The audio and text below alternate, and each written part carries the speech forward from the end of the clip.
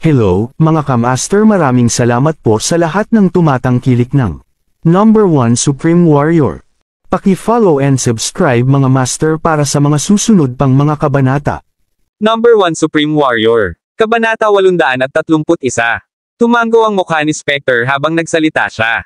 Maya-maya, nagpunta si James upang bisitahin si Timoteo. Sinulyapan ni Timothy si James bago niya inilipat ang kanyang tingin at hindi pinansin si James. Narito ako ngayon upang sabihin sa iyo ang isang bagay, sinimulan ni James habang siya itago ang kanyang tingin kay Timoteo. Pinakamabuti kung itigil mo ang lahat. Mga saloobin na bumalik sa Fane. Kingston Clan, Green Sky Hall, ang pamilyang Wilson, at Eagle Clan ay napabagsak lahat. Sa isang gabi lang, ang lahat ng kanilang mga Panginoon at pinuno ay patay. Ang mga nananatiling hindi sapat na kasanayan, kaya tumakas sila. Mula sa gitnang lalawigan kagabi. Panipi. Ano? Nabigla si Timoteo. Sinasabi mo na pareho. Malaking clans, Kingston Hall at Eagle Clan, kasama ang Wilson Family and Green Sky Hall, nawasak. Panipi. Tumango si James. Sinisiyasat namin ang bagay na ito at natuklasan. Ang Fane na iyon ay nasa likod ng kanilang panghuli pagbagsak. Ang apat na ito. Ang mga kapangyarihan ay nagtulungan upang makidnap ang anak na babae ni Fane. Fane. Nagpunta sa Blaze Mountain nag-iisa, at ang landas na kanyang nilakad ay littered sa mga bangkay. Nagdulot ito ng lahat ng apat na kapangyarihan. Mawala mula sa gitnang lalawigan. Panipi. Nag-iisa siyang nag-iisa. Imposible. Paano siya maging napakalakas? Hindi siya Diyos ng digmaan. Umiling-iling si Timoteo. Tumungo ng labis. Lahat ng naisip niya sa nakaraang 2 araw ay kung paano siya makakabalik kay Fane at wakasan siya, minsan at para sa lahat. Kung ang sinabi ng kanyang ama ay totoo, hindi ba nangangahulugang siya? Hindi ba makakakuha ng kanyang paghihiganti? Kahit na hindi siya Diyos ng digmaan, ang kanyang kakayahan sa pakikipaglaban ay maaaring makipagkompetensya. Sila, ang ganitong tao ay talagang nakakatakot. Ngumiti si James. Mapait at pinayuhan, Timoteo, alam ko na kinamumuhian mo siya. Sobrang, ngunit wala kang magagawa tungkol dito. Hinimok kita maraming beses upang makipagkaibigan kay Fane at hindi siya masaktan, gayon pa man ang aking. Ang mga salita ay nahulog sa mga bingi. Hindi mo ba dapat ipakita ang dahilan? Bakit ka nasa sitwasyong ito ngayon? Panipi. Tulad ng nabanggit niya na nanatiling tahimik si Timoteo, nagpatuloy si James, gawin. Sa palagay mo ay sinasadya kong isuko ang pagkuha ng hustisya para sa iyo. Hindi ako natatakot, ngunit kailangan kong timbangin ang lahat sa buhay. Kung tayo talagang nagpunta sa isang paghahanap para sa paghihiganti, ang buong Drake. Ang pamilya ay kasangkot. Pagkatapos nito, hindi namin magagawa. Hihiging iyo. Hindi iyon paghihiganti, iyon ay nangyayari suicide mission. Bukod doon, bakit sinubukan mong samantalahin si Selena? Patay ka na kung ikaw ay may iba pa. Si Fane ay sapat na mapagkawanggawa upang mapanatili ka. Buhay. Panipi. Nakukuha ko ito, ama. Kalaunan ay sumang-ayon si Timothy at tumango. Malakas talaga si Fane. Sino ang nakakaalam na itatago niya ang kanyang totoo? Napakahusay ng kapangyarihan. Ngayon, nawasak niya ang 3 lipi ng paisa-isa. At ang 2 sa mga angkan ay talagang malaki. Haha. Ang nakatago. Ang mga kapangyarihan sa gitnang lalawigan ay kikilos ng mas maingat sa ang hinaharap. Panipi. Tumango si James. Tama iyon. Kami ay nangahas na hindi masaktan si Kingston Hall at Eagle Clan bago dahil mayroon silang itaas kamay, isang mas mataas na gilid kaysa sa amin, ngunit nagbago na ngayon ang mga bagay. Sa parehong mga angkan na wala, ang iba pang mga angkan ay hindi maaaring ihambing sa mga pamilyang aristokratikong first class. Hindi na namin kailangang matakot. Kahit ano pa sa hinaharap. Magiging maayos kami hanggat hindi tayo nakakasakit sa mga makapangyarihang tao tulad ng Fane o ang mga Diyos ng digmaan. Panipi. Ito ay huli na sa gabi, magpahinga ng maaga. Bumantong hininga si James sa loob. Nang makita niya si Timoteo na nalalante sa harap niya at naglakad sa hagdan. Alam niya na ang kanyang anak ay hindi maaaring magbitiw sa pagtatapos na ito, ngunit ano? Kung hindi man nila nagawa, ang kapangyarihan ni Fane ay higit pa kaysa sa una nilang naisip. Kabanata 832. Nakakatakot, sobrang nakakatakot. Lahat ng 4 na kapangyarihan ay mayroon. Nawasak sa magdamag. Ang master ng pamilyang George ay tulad ng pagkabigla. Tumingin siya kay Sharon na nakaupo sa harap niya at sinabi, Sharon, alam mo ba ang mga resulta ng aming pagsisiyasat? Ang pagkasira ng apat na kapangyarihang ito ay ginawa ng isang tao. May malaking posibilidad na ginawa niya ito sa kanyang sarili. Panipi. Paano ito posible? Isang tao. Sinasabi mo ba sa akin iyon? Isang tao ang gumawa ng lahat ng iyon. Tumingin si Sharon sa kanyang ama. Sa pamamagitan ng pinalawak na mga mata habang ibinahagi niya ang pagtataka ng kanyang ama. Tumango ang master ng pamilyang George. Oo, at ang taong ito ay walang iba kundi si Fane. Panipi. Paano ito posible? Imposibleng hindi magawa ni Sharon. Maniwala sa kanyang mga tainga. Habang si Fane ay sa halip malakas, hindi siya maaaring. Napakalakas nito. Ang Masters of Kingston Hall ay may kapangyarihan. Maihahambing sa mga hari ng digmaan, kung ano pa ang mga Panginoon ng iba pang mga kapangyarihan. Sa palagay ko bukod sa mga Diyos ng digmaan o 8 Star King of Wars tulad ng Skylar Celestino, walang makakaya. Pamahalaan ito. Maging si Skylar Celestino ay masasaktan kung siya napapaligiran ng napakaraming tao at pumatay ng napakaraming. Masakit siya. Biglang tumayo si Sharon. Ama, sigurado ka ba na ang pagsisiyasat ay nagpakita ng isang malaking posibilidad na ito? Fane. Panipi. Oo. Isang tao ang inagaw ng kanyang anak na babae noong hapon, at iniwan ni Fane ang lungsod pagkatapos, sagot ni George. Master ng pamilya. Masama iyon. Kahit nabuhay si Fane, dapat siya ay masaktan. Kailangan kong bisitahin siya. Si Sharon ay labis na nababalisa at naubuson ng bilya. Ito, ang master ng pamilyang George ay chocolate ng mapait na tulad niya. Nakita si Sharon. Nakalimutan ba ng babaeng ito na si Fane ay doktor na nagtatrabaho sa Himala? Pinagaling ka niya, kaya tama lang iyon. Ayos lang siya, hindi ba sa tingin mo? Panipi. Bumantong hininga siya. Nakalulungkot, ito ay hindi nabanggit na pag-ibig. Kami ay maswerte kung ang aking anak na babae ay maaaring magpakasal sa isang tulad ni Fane. Panipi. Tuldok. Si Fane at ang iba pa ay kumakain ng lumakad ang isang matandang lalaki. Haha. Tila ako ay dumating sa tamang oras. Pinalad ako na may ilang mahusay na pagkain. Panipi. King of War Celestino. Tumayo sina Andrew at Fiona. Kasiyahan nang makita nila na ang 8 star na hari ng digmaan. Si Skylar Celestino ay dumating sa kanilang tirahan. Oh my, isang kagalang-galang na panauhin ang narito. Mabilis, maghanda. Mga kagamitan para sa hari ng digmaan Celestino. Si Andrew ay lampas. Tuwang-tuwa, siya ay isang 8 star na hari ng digmaan isang taong maaaring makuha ang lahat ng gusto niya at siya ay dumating bilang kanilang panauhin. Haha, nangyari akong dumaan, kaya naisip kong mapipigilan ko. Para sa isang inumin. Tumawa si Skylar at umupo sa tabi ni Fane. Kumusta? Lahat. Nasiyahan ka pa ba sa mga bodyguard ay? Ipinakilala ka. Panipi. Alam ni Skylar na si Fane ang siyang sumire sa lahat ng apat mga kapangyarihan. Naniniwala rin siya na si Fane ay hindi magdurusa ng mga pinsala. Kahit na siya ay nag-iisa kapag nakipaglaban siya sa mga puwersang ito. Nasiyahan. Lubos akong nasiyahan sa kanila, lalo na sa si Elaine, na malapit ng maging asawa ni Ben Fane. Sinundan ng isang chuckle. Kabanata 833. Ang mga sulok ng bibig ni Skylar ay umikot ng ipinahayag ni Fane. Ang balita. Pagkatapos ng lahat, si Elaine ang kanyang alagad. Sinampal niya ang kanyang hita at inis na nagkomento, ano ang impyerno? Bakit hindi ito sinabi sa akin ni Elaine? Iyon ay walang paggalang. Ako ang kanyang Panginoon. Panipi. Ano? Elaine ang iyong alagad. Si Fiona ay higit na natuwa. Narinig ang gayong kaaya-aya na katotohanan. Kapag magpakasal si Ben, Elaine, magagawa nilang itaas ang kanilang katayuan sa pamilya. Ang ugnayan ng master-disipulo sa pagitan ni Elaine at Skylar. Kung may nangyari, hindi lamang ito papansinin ni Skylar, hindi. Sa kasamaang palad, sina Elaine at Ben ay hindi naruroon sa mesa. At sa kanilang internet cafe sa halip, mabuti kung nandito sila. Maaaring magbahagi si Ben ng inumin o dalawa kay Skylar. At pagbutihin ang kanilang relasyon. Tama iyon. Ang babaeng iyon ay dapat na nabanggit sa akin. Skylar. Maligayang sinabi. Kung hindi mo ba sinabi sa akin ang tungkol dito, marahil malalaman lamang sa araw ng kanilang kasal. Panipi. Haha. Halika, uminom. Uminom tayo. Tumawa si Fane, napili. Pataas ang pulang bote ng alak sa harap niya, at nagbuhos ng alak para sa Skylar. Oh my, paano mo ibubuhos ang alak para sa akin? Nagulat si Skylar.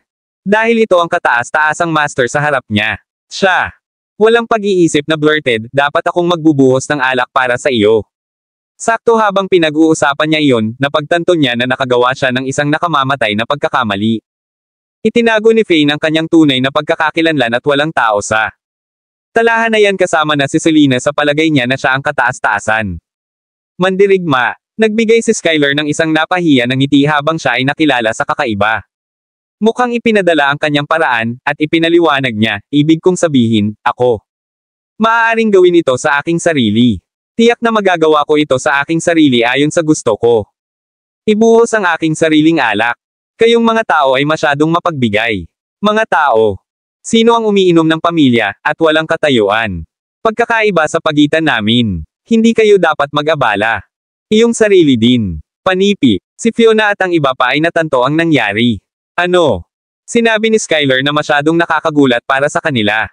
Bakit mayroon sila? Ang pakiramdam na si Fane ay mas malakas kaysa sa kanya, ituro na ang isang 8-star na hari ng digmaan ay kailangang magbuhos ng alak para sa Fane. Ang sinabi ng matandang ito ay masyadong. Si Fane ay tulad ng hindi pagsasalita tungkol sa nangyari. Ito ay mabuti para kay Skyler na sumali sa kanila at magkaroon ng inumin, ngunit bakit siya ginawa? May sasabihin na ganyan. Nakahumaling si Fane at inalok, hindi ito gagana. Kahit na hindi namin isaalang-alang ang iyong katayuan bilang hari ng digmaan, ako. Dapat isaalang-alang ka bilang aking nakatatanda sa iyong edad. Hindi ba ako? Maging isa upang punan ang iyong baso ng alak. Panipi. Agad na tumugon si Skyler ng may ngiti. Oh, ngunit ng kurso. Napakakumbaba mo, anak ko. Halika, uminom tayo. Sama-sama. Panipi. Siyempre. Halika, uminom tayo. Si Fiona at ang iba pa ay galak. Si Joanne, na bihirang uminom, ay sumali rin sa toast. Pagkatapos ng lahat, masama na hindi parangalan ang 8-star na hari ng digmaan. Ang huling bagay na inaasahan ng lahat ay para kay Sharon sa barge. Sa sandaling iyon, ayos lang ba ang lahat? Fane, ay okay ka lang. Ang mga nagbabantay sa pintuan ay alam na siya ay kaibigan ni Fane, kaya pinayagan nila siya at ang kanyang mga bodyguard. Nang hindi nagpapalam sa iba, agad na nagmamadali si Sharon patungo kay Fane at pinatakbo ang lahat.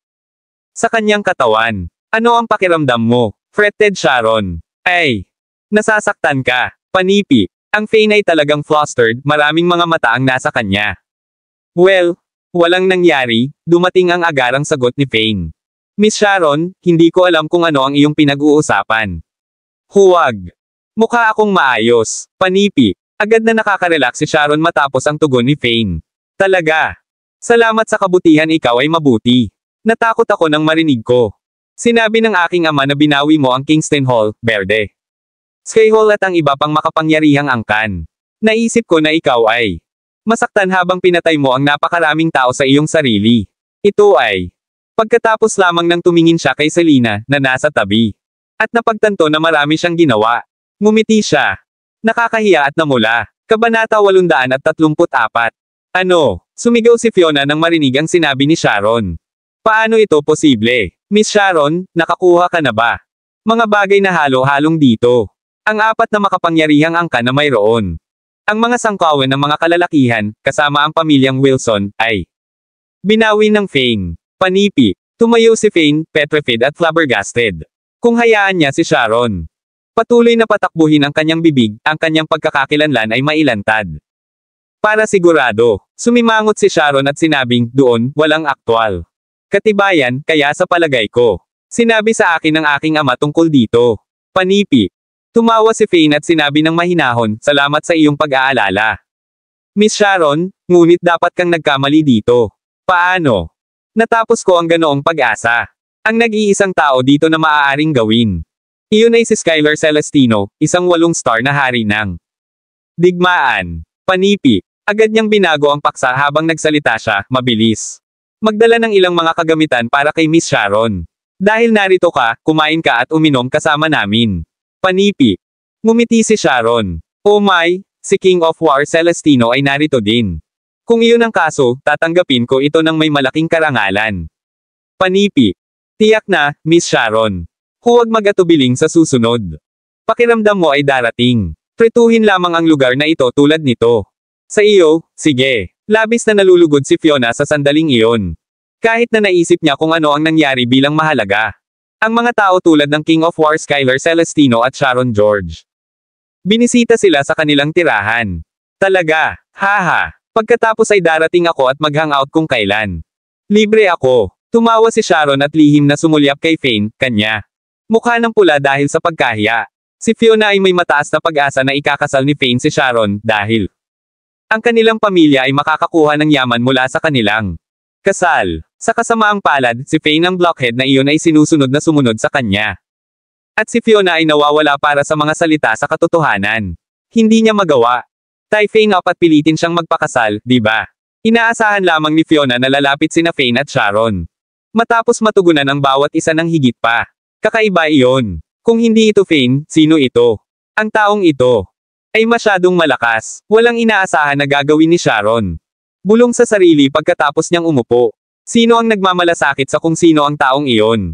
Tiyak na hindi.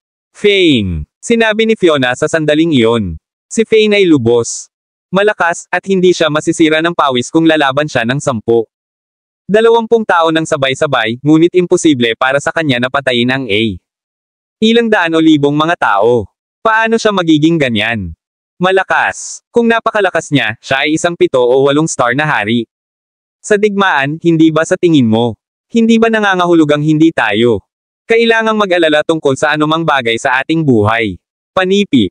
Sinadya ni Fane at chime sa, tama iyon. Paano ko nais na? Ako, bagaman. Gaano kabuti kung ako ay malakas? Nakakatawa, maaari lamang akong samamba sa ganoong uri ng tao. Panipi. Halika ngayon, huwag nating abalahin ang ating sarili tungkol sa taong ito. Ang aking opinyon, ang taong ito ay dapat na isang bayani, matatag karakter, at maaari rin siyang maging master mula sa iba. Lungsod. Pagkatapos ng lahat, ang Kingston Hall, Green Sky Hall, at Eagle Clan ay mga nakatagong kapangyarihan, sa gayon ay posible lamang na dapat. Nakakasakit sa maraming tao at maraming mga kaaway. Sa oras na ito, dapat nilang masaktan ang isang tao na hindi nila magagawa. Kayang, sa gayon ay nagre-resulta sa kanilang tunay na pagbagsak. Nagkomento kay Skylar habang tinulungan niya si Fane na makinis na mga bagay. Maraming maliit at malaking kapangyarihan sa mundong ito. Ito ay normal para sa mga kapangyarihan na lumago at para mawala ang ilan. Mga normal na pangyayari, walang bago. Panipi. Oo, tama iyon. Halika, tamasahin ang lahat sa aming mga inumin. Kami ay maswerte na binigyan kami ng hari ng digmaan na si Celestino at pag-inom sa amin dito sa aming bahay. Itinaas ni Fane ang kanyang alak. Salamin, at lahat ay nagsimulang uminom muli. Ito ay pagkatapos lamang ng ilang baso ay tinanong ni Skylar, Wey, paano ang paghahanda para sa kaarawan ni Miss Selena? Party. May 6 na araw lamang ang natitira. Sisiguraduhin kung dadalo. Uminom o 2.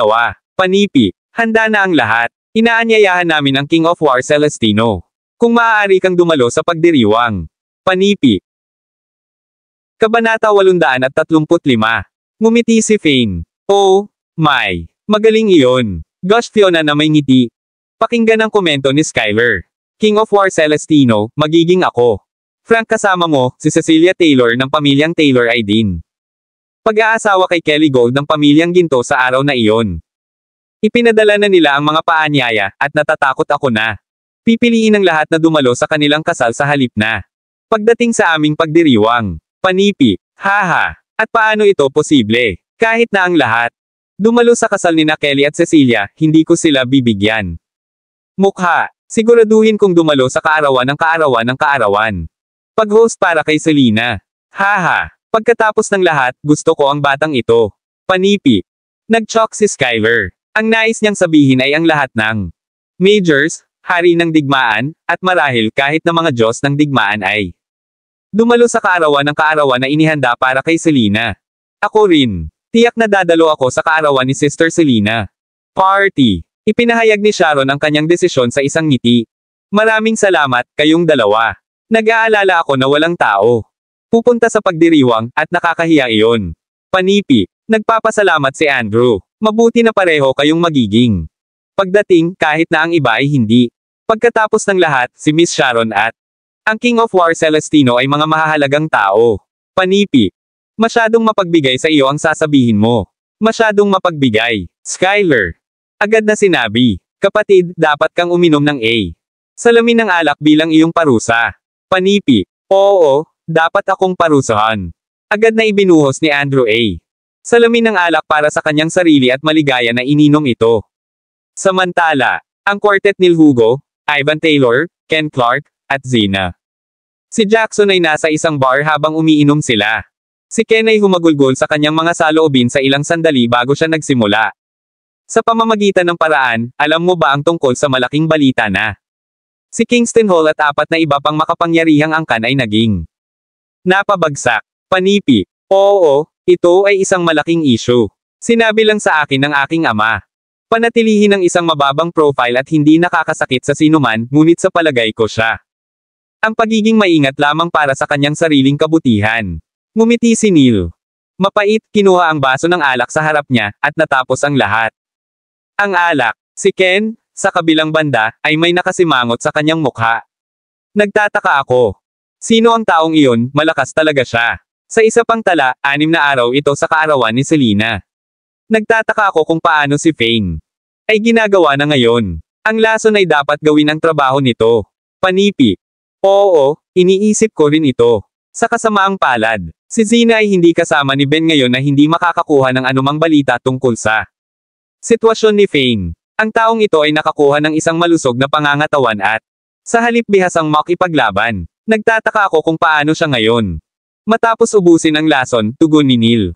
Naisip ito ni Ivan, pinalusot ang alak sa baso, at ngumiti sa isang nagmumuni-muni na paraan. Sa palagay ko ang kanyang katawan ay ganoon. Mahina ngayon na mahuhulog siya mula sa isang light touch mula sa iba. Hindi ba sa tingin mo? Panipi. Nagsimulang tumawa si Ken matapos niyang marinig ito. Hindi ko iniisip iyon. Malayo, ngunit ang isang normal na tao ay mahuhulog dito. Point. Si Fane ay medyo malakas at isang sundalo sa loob ng 5 taon. Ngunit sa palagay ko ang kanyang katawan ay halos kapareho ng isang normal. Ang katawan ng tao ngayon.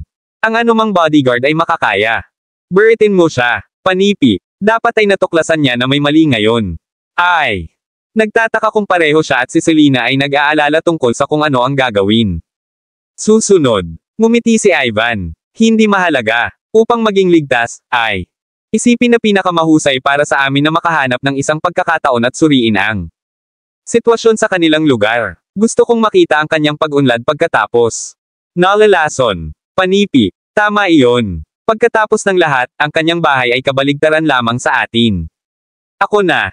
Sumama ka bukas. Hayaan ang mga kamay at pumunta gawin si Ben. Galit. Sabi ni Zena na may isang impish smirk. Mahal, ikaw ay talagang malikot, ngunit gusto ko ito. Haha. Ivan. Shockled. Kabanata 836.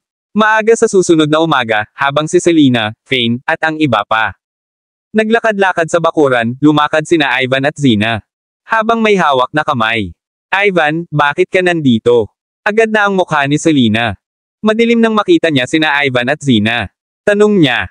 Hindi kasiya siya. Hindi lamang nakuha ni Ivan ang kasintahan ni Ben. Nakakuha pa rin si Ivan. Kasama si Zena nang malaman niya na si Zena ay si Ben. Girlfriend. Kahit na kinasusuklaman niya ang babaeng ito mula pa noong una. Sa at nais na makipaghiwalay sa kanya si Ben. Sila ay malinaw na nakakahiya si Ben. Hoy, hindi ba ako makarating? Kami ay isang pamilya, hindi ba ako makakapunta? Upang tumingin. Ngumiti si Ivan at sinabi. Narito ako upang magtanong. Ang paghahanda para sa kaarawan ni Selena. Narinig ko yon. Nagbook sina Kelly at Cecilia sa tuktok na palapag ng isang 6 na bituin na hotel. Panipi.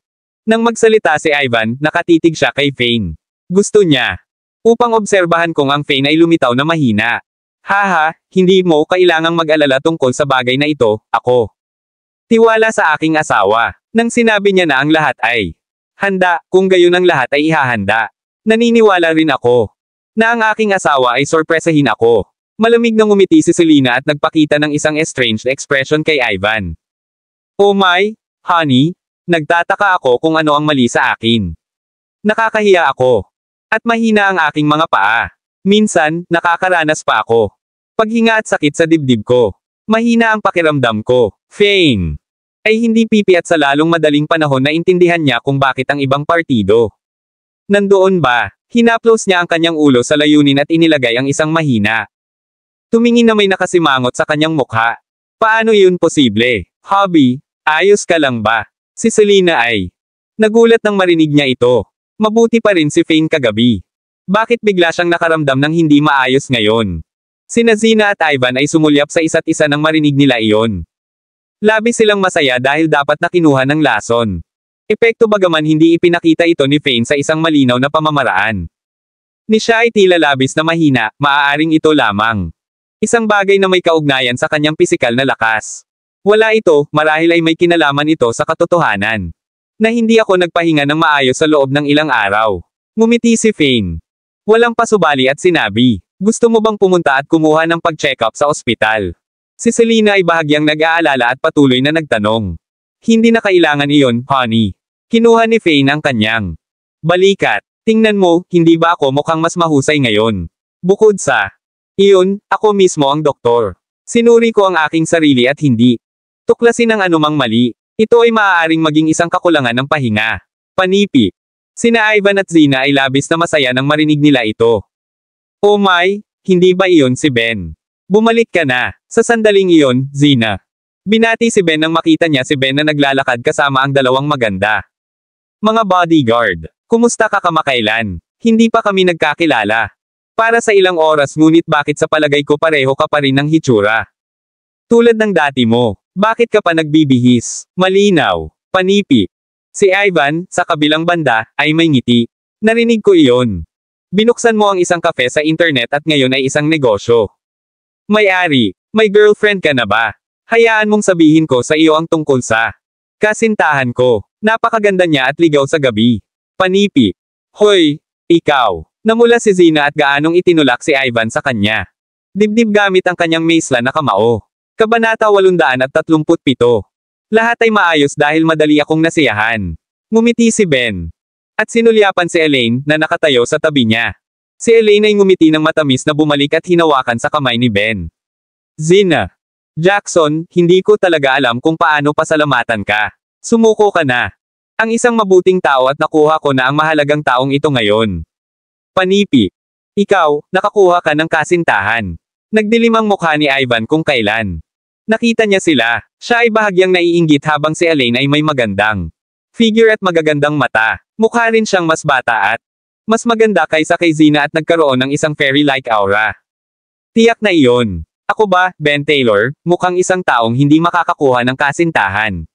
Malamig si Ben, sumulyap kay Zina. At sinabi, naniniwala ako na mas mahusay ako kaysa sa isang tao. Sino ang natoy sa maraming mga tulisan ng motor dati? Narinig ko. Nabanggit ito ng aking kapatid na babae ngunit tumanggi akong maniwala ito. Haha, ngayon naiintindihan ko na kung gaano mura ang maaaring maging isang tao.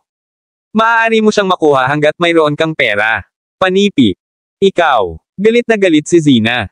Wala namang alam si Ivan. Ang nakaraan niya kasama ang mga tulisan ng motor. Wala siyang ideya na si Ben ay banggitin na sa sandaling ito. Agad na dumilim ang mukha ni Ivan. Alam niya ang huling oras na siya. Natulog kasama si Zina, hindi na siya birhen at naisip iyon. Si Ben ay ang natutulog kasama si Zina dati. Wala siya.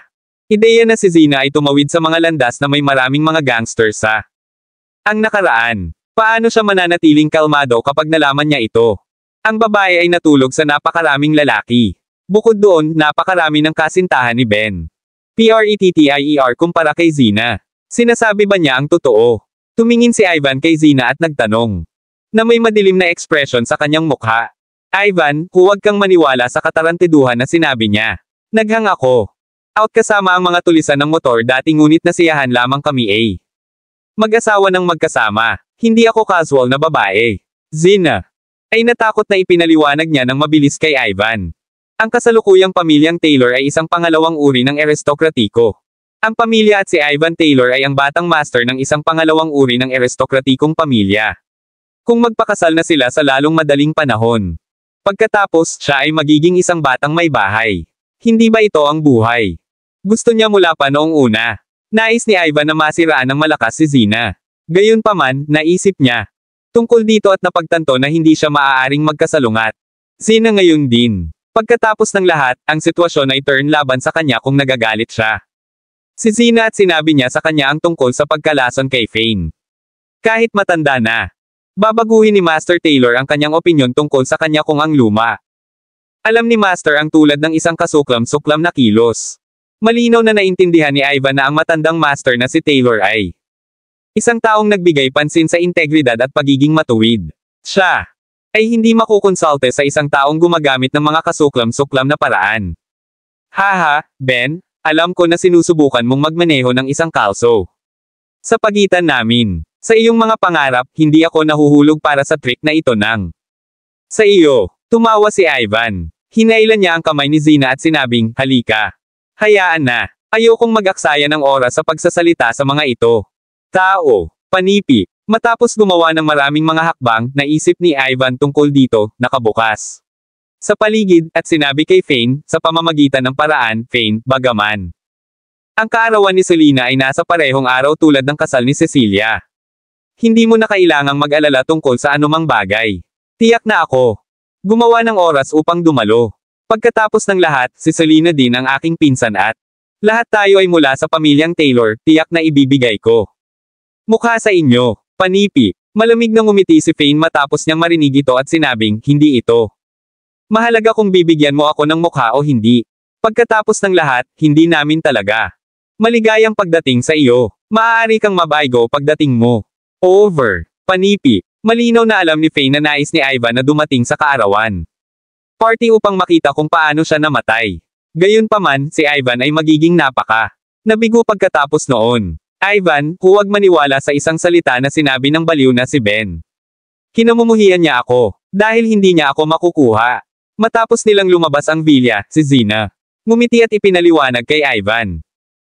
Kabanata 838. Baby, huwag kang mag-alala tungkol dito. Hindi ako naniniwala sa mayroon si Ben.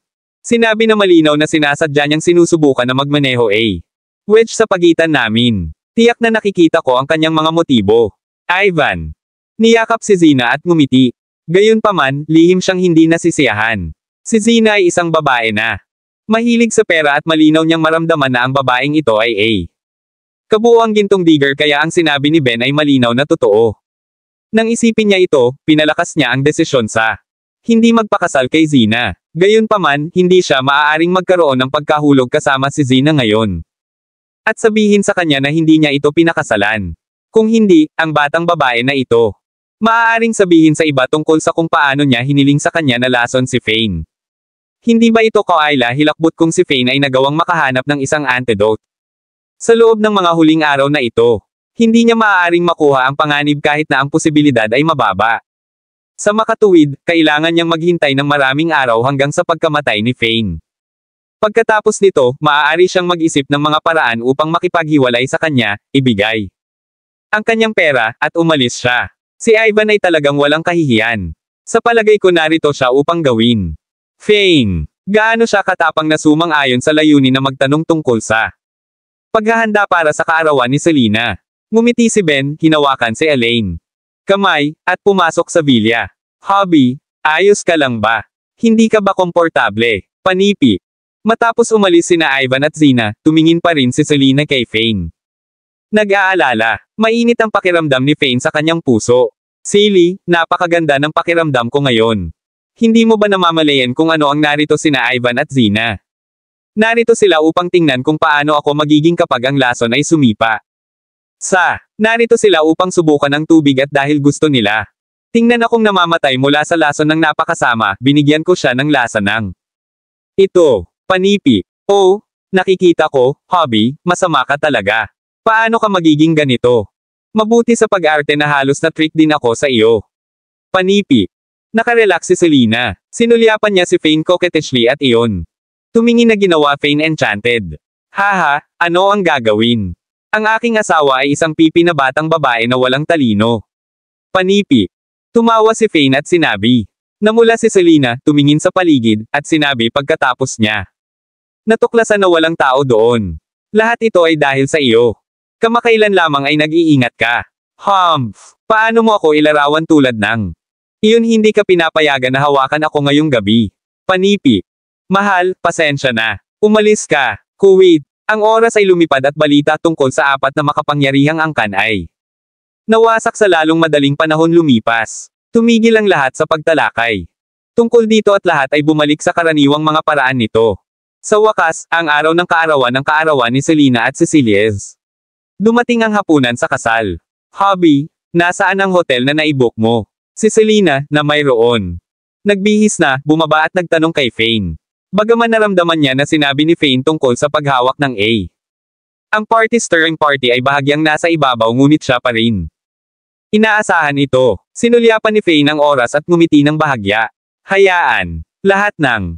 Dapat kaming umalis ngayon. Nagbook ako ng isang malaking hotel at ito ay isang 7-star hotel. Panipi. 7 star. Fane, nagbibiro ka ba?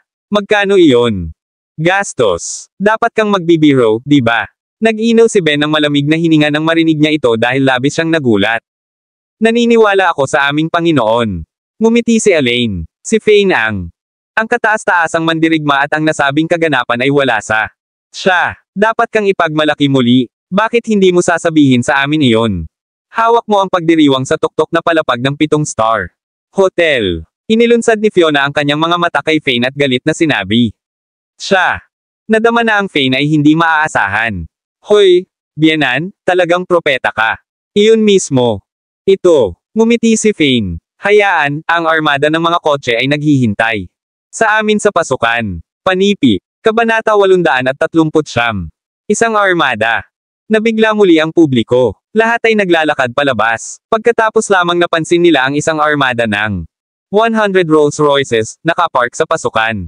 Biruin mo ba ako? Kahit na magrente ka ng 100 mga kotse, mangyayari ito. Nagkakahalaga ng isang mabigat na kabuuan ng pera. At lahat sila ay bago. Panipi. Bengal, Fane, huwag mong sabihin sa akin na ito ang armada na pupuntahan namin. Kumuha. At bakit may mga sariwang bulaklak sa mga kotse? Bakit? Lahat ba sila ay pinalamutian tulad ng mga kotse sa kasal? At may mga salitang nagbabasa ng nag-aasawa lamang. Panipi. Si Fiona ay tumingin ng ganap na napahamak. Halos mga mata niya. Lumabas mula sa kanyang mga socket. Hindi ito maaaring maging mura. Kahit na sila ay inuupahan lamang ng mga kotse. Oh, alam ko, malinaw na ang mga ito ay mga kotse sa kasal. Dapat sila ang inihanda ni Kelly para kay Cecilia. Panipi. Nagdilim ang mukha ni Andrew. Na Kelly at Cecilia, siya. Huff, bakit nila pinarode ang kanilang mga kotse sa kasal sa aming gates? Sinusubukan ba nilang saddad tayo sa layunin? Panipi. Sa wakas ay nasnap ni Fiona ang kanyang pandama. Tama iyon. Paano? Maaari bang magkaroon ng pera ang isang mahusay na para sa Fane?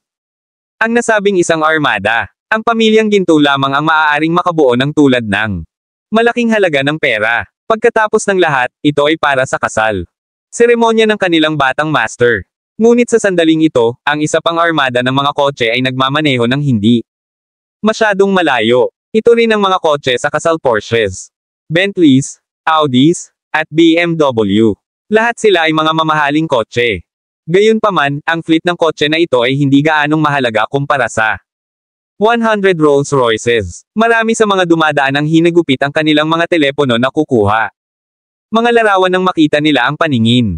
Parehong napuno ang mga fleet. Ang mga ito ay may paghanga. Nagulat din si Selena nang makita niya ang napakaraming. Ang mga Rolls Royces ay nakapark sa gate. Pagkatapos ay tumalon ang puso niya. Kasiyahan. Ang pamilyang Taylor ay lumabas lamang mula sa lugar na ito. Bawat isa sa masayang-masaya sila, alam na dumating ang armada. Gayunpaman, ang pagkabigo ay tumagilid sa kanyang puso nang marinig niya mga salita ng kanyang ama. Tama siya, napakarami.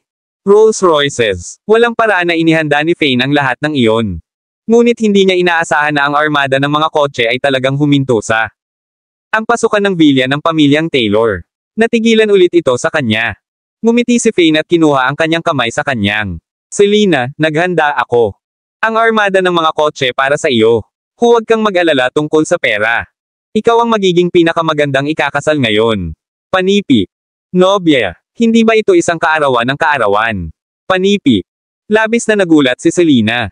Ang kanyang mga labi ay nahati sa kawalan ng paniniwala. Tulala, may utang din ako sa iyo ng wastong seremonya ng kasal. Mayroon ito. Ay pinukaw sa loob ko ng lahat ng ito habang, kaya ngayon ay talagang ang belated day ng aming kasal.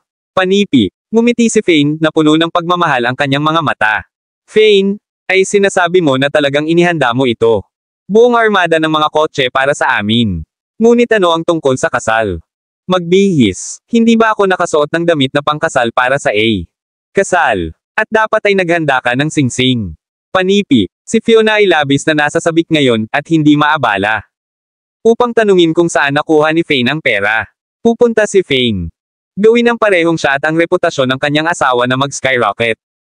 Ang langit, naramdaman pa niya ang isang igsi ng paghinga. Nanay, binigyan na ako ni Fane ng singsing. Sinusuot ko ito. Sa ngayon, panipi, pinahihit ni Selena ang kanyang mga mata sa kanyang ina. Hindi ka rin. Sakem, panipi, kumusta naman ang isang damit sa kasal? Dapat ay hindi bababa sa isang. Magbihis para sa isang kasal. Panipi, agad na pinindot ni Fiona. Huwag kang mag-alala, ina. Ang isang profesional na koponan ng pampaganda ay naghihintay kay Selena sa hotel. Panipi, ngumisi si Fane. Hindi namin makaligtaan iyon dahil ito ay kasal. At naghanda pa ako ng kwintas para sa kanya. Panipi, inalis niya ang kwintas na kasalukuyang suot ni Selena. Sa paligid ng kanyang leeg. Isusuot mo ang kwintas na iyon sa halip. Aniya, nakangiti. Kabanata 840. Ano ang nangyayari doon? Si Kelly, ang pinuno ng pamilyang ginto, at ang iba pa ay din. Sa kanilang sariling armada ng mga kotse. Ang bawat isa sa kanila ay nasisiyahan. Ang armada na inihanda nila ngayon ay maganda. Gayunpaman, agad silang na-shell shock pagkatapos nilang makuha. Pababa mula sa mga kotse, napansin ng maraming mga kotse na nakapark sa harap ng pasukan na humahantong sa villa na kabilang sa Fane. At ang iba pa, naghanda lamang sila ng 20 kotse para sa kanilang armada, ngunit halos 100 sila at lahat sila ay Rolls-Royce. Walang paraan. Inihanda ba ni Fane ang lahat para kay Selena? Panipi. Dumating din ang pamilyang Taylor. Lahat sila ay stupefied. Ang Fane ay tila nasa mabuting espiritu. Nag-squint si Ivan sa Fane mula sa malayo. Pagkalito na abutan. Siya, nakakakita ba siya ng mga bagay? Ayon sa Loika, hindi niya dapat. Kahit na makabangon ngayon. Dahil ba sa katawan niya? Malakas ba na siya ay nakakahawak pa rin hanggang ngayon?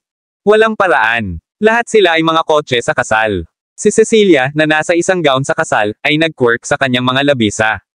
Mga sulok, hindi siya naniniwala na inihanda ni Fane ang mga iyon. Kasal ng kasal para sa Selena.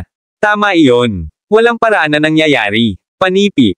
Hindi rin si Selena sa isang damit na pangkasal, nakipag-ugnay si Zina. Ngumiti. Paano ito magiging kaso? Gayunpaman, sa sandaling sinabi niya iyon, siya mismo maniwala sa kanyang sariling mga salita. Pagkatapos ng lahat, ang nag-iisang bilya sa kabilang. Ang gilid ng kalye ay kabilang sa Fane at iba pa. Doon ay walang ibang mga mamahaling bilya sa paligid nila. Ang susunod na segundo, ang pagkabigla ay nag-rippled sa buong lahat. Si chauffeur na tumayo sa harap ni Fane at ang iba pa talaga. Binuksan ang pintuan ng kotse para sa kanila. Kumaway si Fane patungo sa mga tao sa kabilang linya dati. Pagpasok sa kotse, ito, maging ang kutis ni Master Gold ay namutla.